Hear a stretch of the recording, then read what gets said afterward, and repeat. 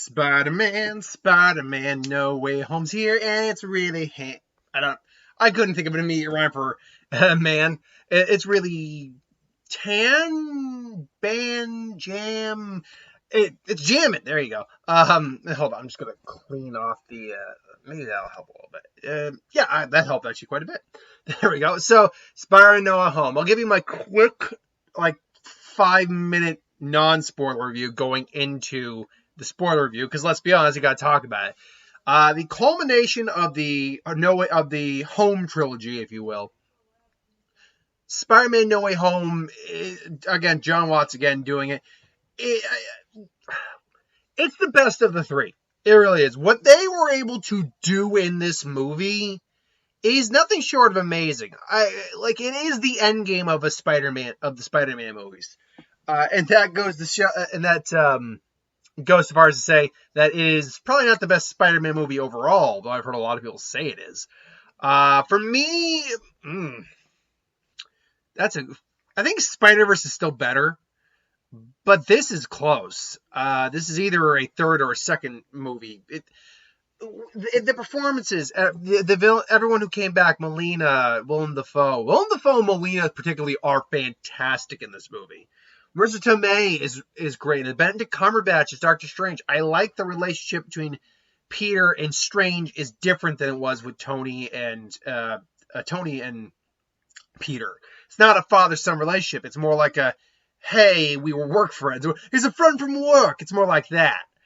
I'm just thinking about the dynamic between Ned and MJ, who I will say we do learn that her last name is in fact Watson. It's not Mary Jane, but it is Watson. So I like that. Like all the acting, the performances, the characters, the surprises. There are a lot of surprises that we'll talk about in a little bit. The heart, man. There's some gut punching stuff in this movie. Like you're like, holy crap, they did that. Wow. And like they let a scene play out for what it needs to play out. And when something bad happens, you feel it. You feel the weight of it. But then something will happen to help, lighten the mood when it needs to be lightened. The humor is almost perfectly balanced in this. I will say Ned got a little didn't get grating, but there was a point you're like, Ned, shut up. And not because you want him to just say shut up, but because in the context of the movie, he's like, Ned, shut up. What are you doing? The effects, I'll admit, they're good. They are good. But it did get a little cartoony at points. Now, luckily, it's a Spider-Man film, so you can kind of get away with that. There's a mid-credit scene and the post-credit scene we'll talk about. The post-credit scene, that's been leaked already. You know what it is, but we'll talk about it in the spoiler. And I'm going to wait till the 5-minute mark to talk about all the spoilers. So that's your warning. At the 5-minute mark, we're going into spoilers. But yeah, no, it's excellently balanced. I love the fact they were able to bring all these old actors, returning actors, from these original films into the universe and for the most part, make sense how they did it. That I think is the like true brilliance of it, is that they did it in a way that made sense. Now, there are logic problems within the movie. There are problems with the movie. It's not perfect. The movie within its own world seemed to have some logic problems. But, I mean, with all that said, this is the best, by the way, Tom Holland's been as this character. He's been good throughout his tenure as Spider-Man. But it's emotional. It's a roller coaster. It's a comedy. It's got fun action. And without saying anything until we get into spoilers in the next 30 seconds, it's a very, I think, the ending, I think, is going to maybe rub some people the wrong way, admittedly, but I haven't heard many people look at Rotten Tomatoes. I haven't heard many people say that. I will say for me, it's a bittersweet ending. Like, it's not a bad ending. It's not a good ending, but it kind of falls into that, like, okay, there's possibilities for where we can go here, there, anywhere. So, all right. that's my thoughts. Non-spoiler wise, great movie. Check it out. We are now in spoilers. Let be clear. We're talking spoilers from here on out. If you do not want to continue with the spoilers, any spoilers before you see the movie, wait for that. You've been warned. Charlie freaking Cox, man, they brought it back. Oh my God, there were moments in the theater where we all just clapped and cheered. Charlie Cox's Daredevil showing up was freaking awesome. Okay, like when we had Vincent D'Onofrio's Kingpin show up in Hawkeye this week, I'm like, okay, and they've said that Charlie Cox will be our Daredevil in the MCU. I'm like, okay. But you don't say you have an actor, but don't say you don't have anything planned at this moment, but you do have an actor. No. You make the plans and then you get the actor. Clearly they had plans and clearly this was part of the plan. And I love that moment where the brick comes through and he grabs him for Peter does. How'd you do that? I'm a good lawyer. Oh man, it was just so freaking good to see Charlie Cox on the big screen as Daredevil, which it makes me giddy to see Wilson Fisk as Kingpin on the big screen at some point. That makes me giddy. So I mean that was great. Obviously, I mean let's get it out of the way right now. Tobey and Andrew showing up. Like I'll admit at first, because it was so dark when they showed that shot with Ned in the alley, I'm like, I thought that was Venom at first, but no, it's Andrew, and then immediately when he goes, "Find Peter Parker," you knew Tobey was coming, and there they were.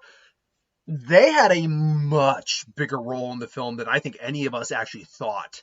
Like I thought it was going to be maybe not like a cameo, but they might show up for like the last 15 minutes of the climax or something like that, which would have been a sizable amount of time to still have them on screen. Admittedly, no, they're like I'm trying to think when in the movie they showed up and how long they're in, because the movie's 2.5 hours long. Like they were in it for like a good third of the movie. But what I loved, first off, them playing off each other was great. Andrew is my preferred Spider-Man over Tobey. I love Tobey, don't get me wrong. It was great to see them both. But there's something about Andrew as an actor I just love seeing him. And that scene where Tom was going to catch MJ, got in, and you're like, oh shit, and then you see Andrew, and he's the one who goes in, and everyone in the theater like, yeah, Andrew got her, and you could see just what it meant for him to actually save her this time, to save the girlfriend this time. And he's like, "Are you okay?" Yeah, I was like, "Are you okay?" Yeah, like. Man, that was a good scene. But them like talking, like, yeah, what was the weirdest bad guy you fought? Oh, I fought this goo alien from outer space. Oh, I fought an alien from outer space. He was purple. Found on Earth and in space. Wait, you've been to space? Oh man, I only fought a guy in a mecha rhino suit. Like, hey, hold on, that's pretty cool. You are amazing. Like, so how does the webbing work? This is like everything because it's basically kind of into the Spider-Verse. It's what you wanted to see, man, with these characters. Them playing off each other and then them going up against their respective villains and all that. Which, by the way, I was so happy to see it was, in fact, Thomas Hayden Church playing Flint. Like, he was mostly just there in CGI and voicing him, but then when he got cured, it was actually Flint Marko, Thomas Hayden Church. I'm like, I was so happy to see that. And even though like Lizard maybe isn't the most memorable, it was still cool to see that actor come back and play that character. So, no way, that's his girlfriend. Oh God, I loved it. But what I really loved about that is, despite the fact they come in like they're for a solid chunk of the movie when they come in, they never took over. Like they may command the scene they're in. Again, like, Andrew with the MJ grabbing MJ, but it never felt like it wasn't Tom Holland's Spider-Man's movie. It always felt like it was his movie. And I just really appreciate that they were able to blend that so freaking well. Molina's great, especially when he showed back up. We knew he was going to get the nanotech, but I love the fact that it backfired in his face instead of actually upgrading him. Just, what are you doing? Stop it. Water, I am thirsty, yes. Salt or fresh? Because you're an octopus. But then when he came back, it's like, you just see the look of a man who was held captive the whole time. And just like the beauty of, him being back. And that moment with him and Toby. It's like, Peter, how have you been? Trying to do better. It's like, and I love the callbacks. Holding the arc reactor, the power of the sun in the palm of my hand. I'm something of a scientist myself. Can I just say that Willem Dafoe's natural face is far creepier than, and is far better of a goblin face than anything that the Green Goblin mask ever looked like. Like seriously, just like the can Spider-Man come out and play? Oh man, you knew Toby was gonna get stabbed. Thank God he didn't die, but you knew he was gonna get stabbed the way they were setting that shot up. Oh man, Willem Dafoe was just loving being back. Apparently, legitimate. I think this is legit. He came back on the condition that he did his own stunts. At 66 years old, man. Willem Dafoe is a freaking man. Oh god, it was so good. This is my favorite. I like him. I mean, don't get me wrong. He's fun as hell in Spider-Man. But this is for me like the true Green Goblin. Like the Goblin who just wants to F with Spider-Man just for the sake of doing it. And that's what it is. When Aunt May died, man, like we assumed someone was going to die. And at first she gets up and I'm like, how the hell it was a glancing blow? Like, holy crap. And you can tell she's like in shock. And then, yeah, man, she's the one who gives the great power, great responsibility line. It was great. People clapped at that. That was great. Well delivered. And then she died. I'm like, wow.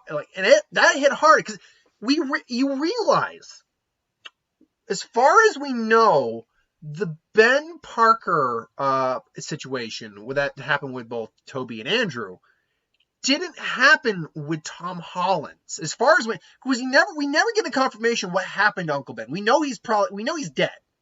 We know they most likely had an Uncle Ben, and we know that he is dead. But we never actually know what happened. We are led to assume, from everything that's implied, honestly, it doesn't seem like Tom Holland's Spider-Man was there for that. So he never had the Uncle Ben moment. But now he gets the Uncle Ben moment with Aunt May, and this is what truly turns him into Spider-Man when he has the new suit at the end, which I'll admit I wasn't digging how shiny the new suit was, but I'm thinking on it after the movie. I'm like, I realized why he had to make a new suit, because he couldn't have a Spider-Man suit with Stark Tech in it. He couldn't do that because they're going to be wondering, how does this guy have Stark Tech? Did he steal it? Because of what happened with Strange and him Strange wiping everyone's memories out, which I'm gonna get the impression he might realize that his memory got wiped out because of what Wong says. Which, by the way, let's actually talk about Strange.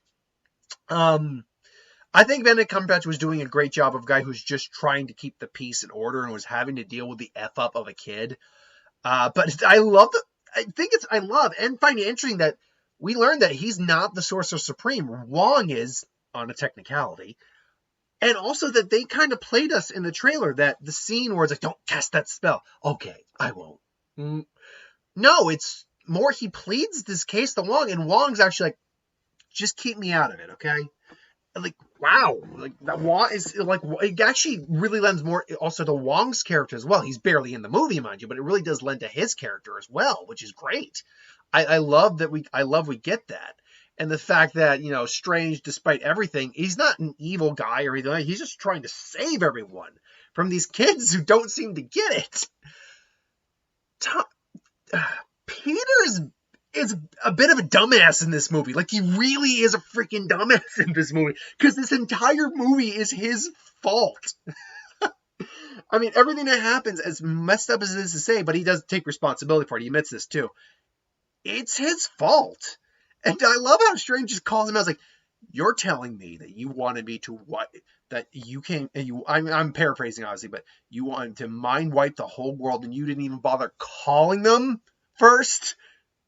Well, when you put it like that, like, oh my God, it's like, you can do that? Oh God. But you know what? I will give a Peter slack on this for, like, the continuing F up. And this is actually a gripe I had with the May character. Honest, legit. She guilted Peter into helping them. Like, no joke.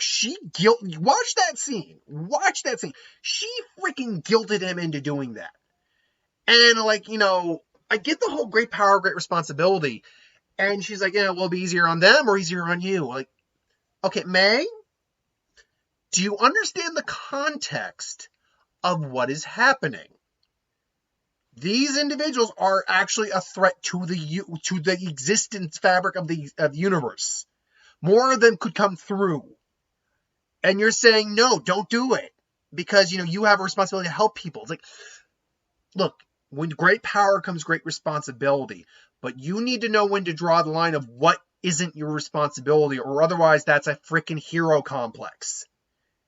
And I think May was overreaching, frankly. She was crossing boundaries she shouldn't have been crossing. Honest, no joke. Like, yeah, maybe you could try to help them and then send them home. Sure, which they did.